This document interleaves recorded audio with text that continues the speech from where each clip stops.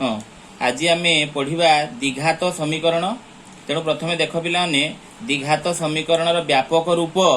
बा साधारण रूप आम जाना केते x square plus b x plus c is equal to 0। देख या द्विघात समीकरण कहीं कहवा ना एक्स स्क्वायर रे एक्स रो घात होची 2, बी एक्स रे एक्स रो घात होची 1, सी रे एक्स रो घात होची 0। जेहेतु सर्वोच्च घात आमर 2 हैला तेणु या द्विघात समीकरण कह जाए। एठी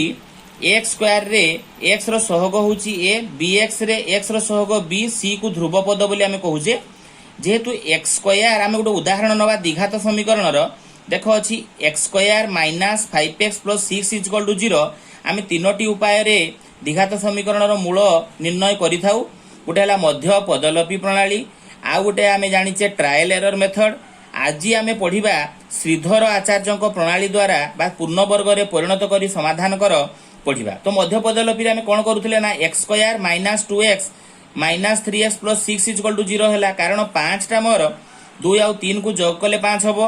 2 और 3 को गुणन कले 6 हबो। तेणु तुमे जानिचो पिला माने एटा केमिति हुए ना x कॉमन गला x minus 2a minus 3 common गला x माइनस 2। तेणु आमे पाई गले केते ना x रो मूल्य 2 एवं x रो मूल्य 3। तो आउ जने हमर भारतीय गणितज्ञ जे कि पूर्ण वर्ग रे परिणत करी समाधान करथिले ताको ना हला श्रीधर आचार्य। सेही प्रणाली रे आमे जो हमर रहिथिला जे द्विघात समीकरण रो साधारण रूप ताकू समाधान करिबा x square plus b x plus c is equal to 0। तेणु आमे कोन कले सी जो ध्रुव पद प्रथमे डाहाण पट को नेबा, एक्स स्क्वायर सहित गुणन हेइ किरथिला ए, प्रत्येक पद को ए द्वारा भाग करिबा। तेणु भाग कला परे आमे कोन पाइले ना x square b by a x is equal to minus c by a. तेणु आमर दुईटी पूर्ण वर्ग करिवार प्रणाली बा आमे सूत्र जानिचे ए प्लस बी रो वर्ग पाई आमर दरकार a square plus 2ab plus b square दरकार, ए माइनस बी रो वर्ग पाई दरकार a square minus 2ab plus b square दरकार। तेणु एठी प्लस अछि मु कोन करली ए रो एक्स रो वर्ग प्लस 2 इंटू एक्स इंटू ए बाय मते केते हेले बी एक्स बाय ए हबो। तेणु 2 रे एक्स गुणन हेइ सारिची। तेणु बी बाय 2a कले 2 कटि गले पुणी आउ थरे जहा ऊपर थिला अर्थात बी एक्स बाय ए आमे पाई जिबा is equal to minus c by a रहिला। वर्तमान एइटा मोर b term a square plus 2 into x into b by 2a a last b by 2a रो वर्ग बोथ साइड रे करबा अर्थात बी बाय 2a रो होल स्क्वायर एपटे भी आमे बी बाय 2a रो होल स्क्वायर कले। तो वर्तमान समाधान जेमती आमे करू करि जालिले x plus b by 2a रो whole square is equal to minus c by a plus b square by 4a रो whole square 4a square.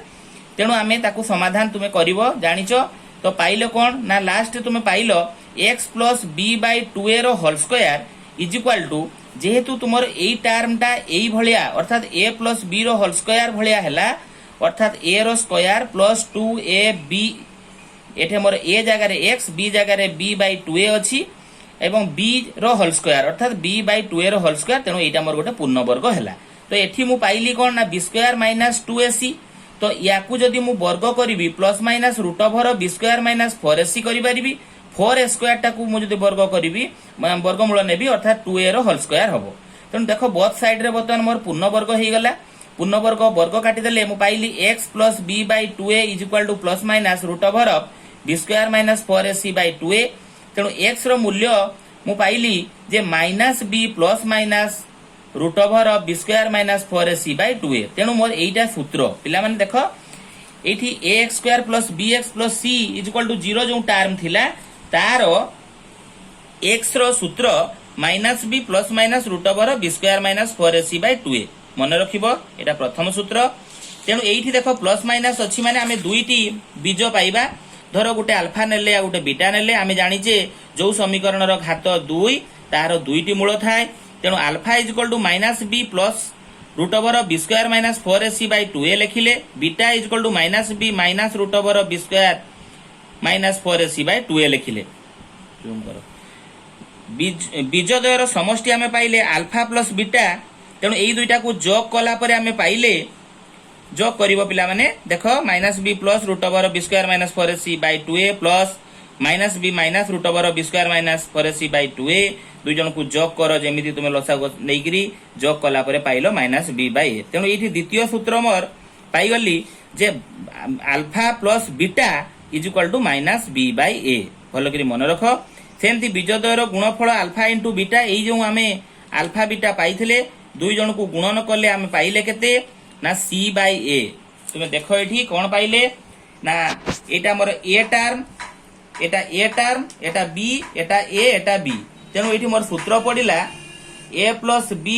Into a minus b हेले कौन हुए a square minus b square तेणु a रो square b रो square तेणु minus b रो whole square हेला बेलकू तेणु b square minus 4ac by 4a square कारण 2a गुणन कले एठी मो 4a स्क्वायर पाइली तेणु b स्क्वायर बंधनी उठिला minus b square plus 4ac b square कटि गला 4ac रहिला डिवाइडेड बाय 4a स्क्वायर ए कटिला गोटे 4 कटिला तेणु पाइली c बाय a अर्थात alpha into beta is equal to c by a ये मोर तृतीय सूत्र अल्फा इंटू बीटा अर्थात बीजद्वयर गुणफल पाई c बाय a तो एठी जो आमे लिखितेले b स्क्वायर माइनस 4ac ताकू प्रभेदक कहा जाय कोन कहा जाय प्रभेदक डिस्क्रिमिनेट तेणु d is equal to b square minus 4ac एटा मन रखिबो याकू चतुर्थ सूत्र आमे कहिबा तो एई जो b स्क्वायर माइनस 4ac आमे पाइले तो सेठी ता माध्यम रे आमे पाइबा कोन ना बीजद्वयर स्वरूप नेचर ऑफ रूट्स कोन हबो अल्फा बीटा ना d रो मूल्य जदी 0 ठारू बड़ हुए तेबे बीजद्वय सर्वदा वास्तव और भिन्न हबो d जदी 0 सहित समान हुए बीजद्वय वास्तव और समान अर्थात अभिन्न हबो d जदी 0 ठारू सान हुए अर्थात ऋणात्मक हुए बीजद्वय अवास्तव हबो d जदी पूर्ण वर्ग हुए बीजद्वय परिमेय हबो पिला माने याकू मध्य मने रखिबो बीजद्वयर स्वरूप निर्णय करिवार सूत्र तापरे द्विघात समीकरण गठन पई सूत्रटी आमे अल्फा एवं बीटा अर्थात दुईटी बीज देइथिबो तेबे आमे बीजद्वयर